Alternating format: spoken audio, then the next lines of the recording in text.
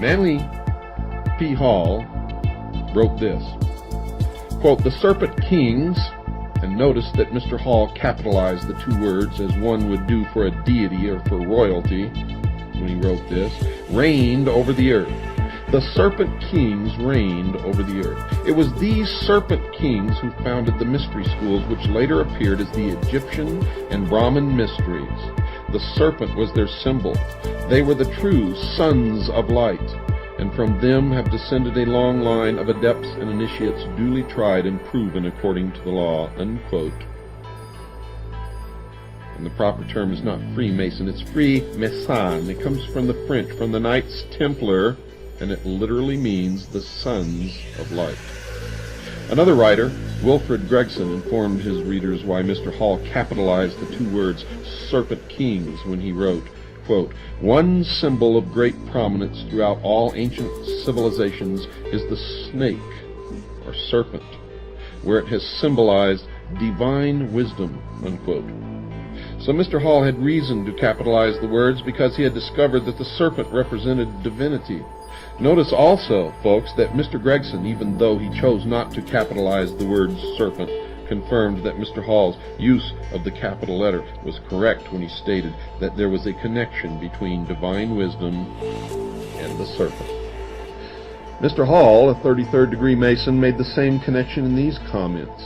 Quote, "The serpent is true to the principles of wisdom, for it tempts man to the knowledge of himself," unquote. A serpent is often used by the ancients to symbolize wisdom. The symbol of the serpent has another concealed truth, according to Kenneth Mackenzie, for he identified that truth in this quote when he described a brazen serpent. Quote, "It was a type of mediator and a promise of redemption," unquote. The word brazen, folks, is defined as bold or impudent, and impudent is defined as shamelessly bold or disrespectful. Now you will remember that Lucifer was an anointed cherub in heaven who fell because he sought godly power. The story is covered in Isaiah chapter 14, verses 12 through 14 of the Old Testament. Look it up. It says this, quote, "How art thou fallen from heaven, O Lucifer, son of the morning? How art thou cut down to the ground? For thou hast said in thine heart, I will ascend into heaven, I will exalt my throne above the stars of God, I will be like the Most High," unquote. Therefore it can be safely said that Lucifer would be considered to be shamelessly bold and, of course, disrespectful. It appears that the brazen serpent could be Lucifer. Another author, John Anthony West, wrote a book entitled Serpent in the Sky, in which he also connected the serpent with wisdom, and he wrote this, quote, "The serpent represents intellect, the faculty by which man discriminates. There is a higher and a lower intellect. Thus, symbolically, there is a serpent that crawls, and the higher intellect, that which allows man to know God, the heavenly serpent, the serpent in the sky," unquote. The somewhat veiled worship of this serpent in the sky inside the Masonic lodges was alluded to by another Masonic writer, Kenneth Mackenzie, for in his book entitled The Royal Masonic Cyclopedia, he wrote this, quote, "Among the charges preferred against the Order of Knights Templar, for which Jacques de Molay suffered martyrdom, was that of worshipping an idol or image called Baphomet. It has been suggested that Baphomet is none other than the Ancient of Days or Creator.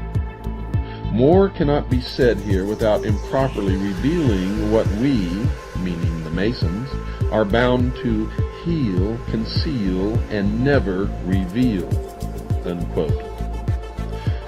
So according to this Mason, the snake or serpent is somehow a symbol of the subject of the Masonic worship, and apparently this fact is the secret that the Masons cannot reveal to the rest of the world. A Christian minister Reverend Alexander Hislop wrote a book that included some discussion on the subject of serpent worship. And in that book, entitled Two Babylons, he explained that serpent worship was not something that is recent in time. It was an ancient practice. Quote, along with the sun, this symbol will be discussed later as the great fire god, and in due time identified with him, was the serpent worshipped. In the mythology of the primitive world, the serpent is universally the symbol of the sun. As the sun was the great enlightener of the physical world, so the serpent was held to have been the great enlightener of the spiritual by giving mankind the knowledge of good and evil, unquote. And according to the Bible, you know who gave man the knowledge of good and evil? Satan, Lucifer. He then discussed a coin minted in Tyre, the center of the ancient Phoenician culture. This coin was also the subject of an article in the September 1986 issue of the Good News magazine. It depicted a serpent entwined around a tree stump. To the left of the stump stood an empty cornucopia, and to the right a flourishing palm tree. The snake on the coin is the symbol of the powerful god whom the Romans called Esculapius. The name means the man instructing snake, or the snake that instructs man, and the article then reported, quote, in mythology, Aesculapius was believed to be the child of the sun, and thus the enlightener of mankind. As the legend goes, Aesculapius was ultimately struck down by a thunderbolt thrown by an angry Zeus, king of the gods, and cast into the underworld, unquote. The tree stump, folks, represented the fallen god and his ruined kingdom.